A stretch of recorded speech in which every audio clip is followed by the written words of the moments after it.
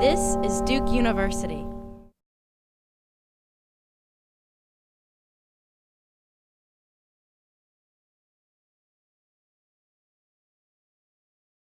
Trump is the embodiment of 40 years of conservative thinking and policy and politics, of racial dog whistles that started with Barry Goldwater in '64.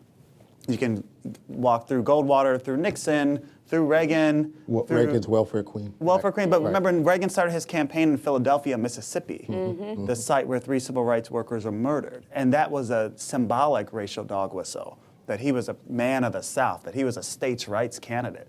And then you keep going through. So historically, I want to resist the presentist bias that journalists have in particular, saying all this is new. Well, no, Trump I think of as the Frankenstein that the Republican Party created, and now they don't know what to do with, right? So in that sense, he's not surprising. I mean, some of the other things are super surprising to us. But this is the core tactics that he used to win the Republican nomination. The racial dog whistles, in this case around Mexicans, immigrants, and Muslims, that was just a new variation on an old theme. So in that sense, there's nothing really, really new about him.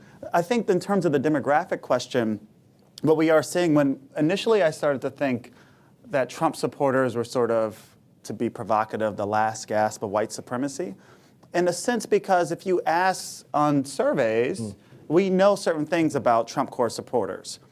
If you ask them, do you feel anxious about the changing demographics of the country?